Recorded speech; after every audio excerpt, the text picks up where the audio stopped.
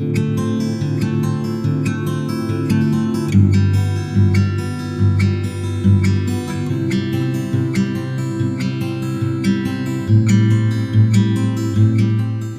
बार फिर से आप सभी का स्वागत है। हम अध्ययन कर रहे हैं शमूएल की दूसरी पुस्तक का और अब समय है कि हम उसके 5वें अध्याय पहले वचन से आगे का अध्ययन करें।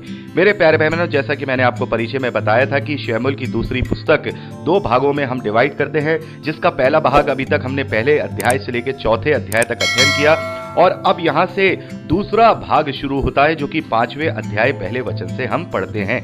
यहाँ जब आपने 5वें अध्याय को पढ़ा होगा तो यहाँ पर दाऊद का अब समस्त इजराइल पर राजा बनने का वर्णन दिया गया है और एक संक्षिप्त वर्णन भी हम दाऊद के जीवन काल का यहाँ पर देखते हैं। बहुत ही शॉर्ट में एक बात यहाँ 5वें अध्याय में बताई गई है कि कैसे दाऊद को पूरे इजराइल का राजा चुना गया है और खास जो बातें हैं वो मैं आपके साथ यहाँ डिस्कस करना चाहूंगा। पहले तो दूसरे वचन को जब हम पढ़ते हैं तो यहाँ पर जो इजरायली हैं, जो इजराइल के सारे गोत्र हैं, वो आकर उससे कहते हैं कि भूतकाल में जब शाऊल हमारा राजा था तब भी इजराइल का अगवा तू ही था और यहोवा ने तुझ से कहा, मेरी प्रजा इजराइल का चरवाहा और इजराइल का प्रधान तू ही होगा। तो मेरे प्यारे भाई बहनों, यहाँ पर हम देखते हैं कि जितने भी गोत्र हैं वो इस बात को दाऊद के सामने आकर स्वीकार करते हैं कि भाई शाऊल के समय में भी जो दाऊद है एक तरीके से वो ही राजा की उपमा रखता था, क्योंकि हम देखते हैं कि उसी ने फलिश्तियों के साथ लड़ाई की, उन पर वो विजय प्राप्त करता है, गोलियत का भी वध उसने किया था और पूरी इजराइल की प्रजा में उसका बहुत नाम था और सम्मान था। तो यहाँ पर हम देखते हैं कि अब जब कोई भी यहाँ उत्तराधिकारी जो शाऊल है उसके परिवार में से नहीं है, तो अब सभी इजरायलियों ने मिल करके दाऊद को अपना राजा यहाँ मान लिया है। और यहाँ पर मेरे प्यारे भाई बहनों, जैसा कि मैंने आपको बताया है कि दाऊद ने अपने पूरे जीवन काल में कुछ भजन हैं जो लिखे हैं, जिन्हें हम भजन संहिता में देखते हैं। तो ये जो भजन यहाँ बताया गया है, मेरी प्रजा इजराइल का चरवाहा और इजराइल का प्रधान तू ही होगा, तो मेरे प्यारे भाई बहनों ये हम भजन संहिता उसके 78वें अध्याय में पढ़ते हैं। वहां पर इस प्रकार की बातें लिखी हुई हैं, ये वचन वहां पर दर्ज किए गए हैं। तो यहाँ पर इस प्रकार से हम पूरा यहाँ 5वें अध्याय में जो दाऊद है उसके जीवन काल का एक छोटा और एक शॉर्ट का एक यहाँ वर्णन देखते हैं, जो आपने पढ़ा ही होगा। और जब आपने 13वें वचन को पढ़ा होगा, 13वें और 14वें वचन को, तो यहाँ पर सुलेमान और नातान के विषय में भी यहाँ बताया गया है और इससे हमें ये देख करके पता लगता है कि एक शॉर्ट परिचय यहाँ 5वें अध्याय में दाऊद के जीवन काल का बताया गया है। तो मेरे प्यारे भाई बहनों, यहाँ पर हम देखते हैं कि दाऊद ने कुल 40 साल तक इजराइल पे राज्य किया। 7.5 साल तक तो केवल यहूदा का राजा होकर के उसने राज्य किया, जो कि उसने हिब्रोन नामक शहर में रहकर के राज्य किया और उसके बाद 33 वर्ष तक यरूशलेम में रहकर इजराइल पर और यहूदा दोनों पर राज्य किया है। तो मेरे प्यारे भाई बहनों, यहाँ पर आपने पूरा वर्णन पढ़ा होगा और मैं आशा करता हूँ आपने पढ़ भी लिया होगा। तो यहाँ मैं वही बातें आपके साथ डिस्कस करूंगा जो हमारा जानना जरूरी है और आशा करता हूँ कि इसमें आपको एक बात को छोड़ बाकी और किसी बात में परेशानी नहीं हुई होगी और आपने इस पूरी घटना को, वर्णन को अच्छी तरह से समझ लिया होगा। और वो बात है 6ठे वचन से लेकर के 8वें वचन तक। यहाँ पर जब आपने पढ़ा होगा तो इस बात को आप अच्छे से समझ नहीं पाए होंगे और खास तौर पर आपने जब यहाँ पर ये पढ़ा होगा, उस दिन दाऊद ने कहा, जो यबूसियों को मारना चाहे उसे चाहिए कि नाले पर होकर चढ़े और अंधे और लंगड़े जिनसे दाऊद मन से घिन करता है उन्हें मारे। इससे ये कहावत चली कि अंधे और लंगड़े भवन में ना आने पाए।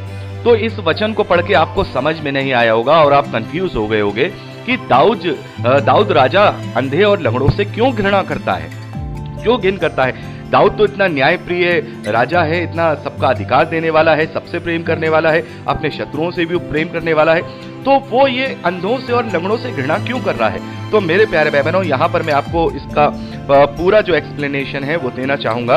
यहाँ पर हमें पहले शुरुआत से शुरू करना होगा। ये यबूसी लोग कौन है, पहले तो हमें देखना होगा कि ये यबूसी लोग कौन है। जब हम यहोशू की पुस्तक उसके 15वें अध्याय उसके 63वें वचन को पढ़ते हैं और आपने वहां पर पढ़ा होगा कि जो यहूदा के गोत्र हैं उनके हिस्से में यरूशलेम शहर आया है और यरूशलेम शहर में यबूसी लोगों का एक गढ़ है, यानी कि एक किला है, जिसे हम यहाँ पर पढ़ रहे हैं। और वो किला ऐसा है, आपने वहां भी पढ़ा होगा कि भले ही इजराइल को पूरा जीत लिया गया था, यरूशलेम को भी जीत लिया गया था, लेकिन यरूशलेम के अंदर एक ऐसा किला और ऐसा गढ़ है जिसमें यबूसी लोग रहा करते थे और उसे कोई भी अभी तक जीत नहीं पाया था। और वो गढ़ ऐसा था कि इतना मजबूत गढ़ था कि उस किले को कोई तोड़ नहीं सकता था। तो यहाँ पर उसी के विषय में बात हो रही है कि यहाँ पर दाऊद ने जब यरूशलेम को अपनी राजधानी बनाना चाहा तो वहां पर यबूसी लोग उस किले में रहा करते थे। तो जरूरी था कि दाऊद का उन यबूसी लोगों के किले को भेदना और उसको जीतना। तो यहाँ पर हम देखते हैं कि जो यबूसी लोग थे वो इस बात का दावा किया करते थे, इस बात को वहां पर कहा करते थे कि हमारा किला इतना मजबूत है कि इसमें हमारे अंधे और लंगड़े लोग भी इसकी रक्षा कर सकते हैं। मतलब इस बात का दावा यबूसी लोग इजरायलियों के बीच में करते थे कि हमारा गढ़ इतना मजबूत है, हमारा किला इतना मजबूत है, क्योंकि उनके किले के चारों ओर एक बहुत बड़ा नाला हुआ करता था और उस नाले को कोई भी पार नहीं कर सकता था। तो वो इस बात के लिए ताना मारा करते थे कि हमारे अंधे और लंगड़े भी हमारे किले की रक्षा कर सकते हैं, हमारा गढ़ इतना मजबूत है। तो यहाँ पर जो अंधे और लंगड़े लोग हैं वो यबूसी लोगों को कहा जा रहा है, यबूसी लोगों को कहा जा रहा है। ये कोई सही मायने में जो इजराइल में रहने वाले जो लंगड़े और अंधे हैं उनके विषय में ये बात नहीं की जा रही है, ये बात की जा रही है यबूसी लोगों के लिए। तो यबूसी लोगों को वो लोग अंधा और लंगड़ा कहा करते थे और इसी कारण से यहाँ पर जो दाऊद हैं वो प्रजा में इस बात की घोषणा करते हैं।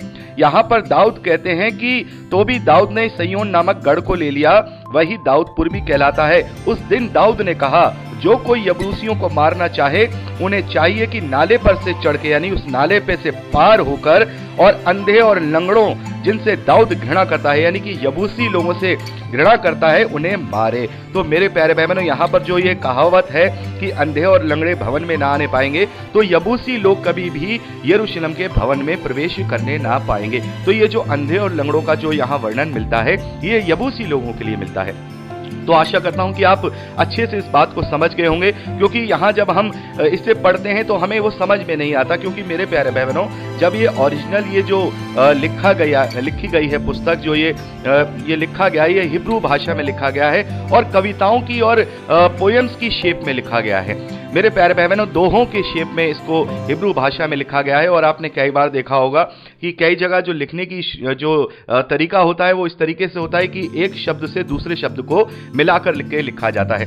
तो जैसा कि ये हिंदी की जो हम यहाँ ट्रांसलेशन पढ़ रहे हैं, तो ये सेम टू सेम वैसी ही ट्रांसलेशन यहाँ पर कर दी गई है, जिसकी वजह से हमें ये बात समझ में नहीं आती। लेकिन जब हम यहोशू की पुस्तक उसके 15वें अध्याय 63वें वचन को पढ़ते हैं तो हमें यहाँ पर यह बात समझ में आ जाती है कि जो यबूसी लोग थे वो ये कहा करते थे कि तू जब तक हमारे अंधे लंगड़ों को दूर नहीं कर देगा, हमारे किले को तू इस नाले को पार नहीं कर देगा, जब तक तू हमारे गढ़ को ढा नहीं सकता, हमारे गढ़ पर कब्जा नहीं कर सकता। तो यहाँ पर जो बात की जा रही है वो यबूसी लोगों के लिए की जा रही है। यद्यपि यहाँ पर हम देखते हैं कि जब दाऊद ने अपने लोगों को ललकारा तो उन लोगों ने वहां उस गढ़ को जीत लिया है और उस गढ़ को जीत करके ही वहां पर दाऊद ने अपने राज्य की राजधानी बनाया है।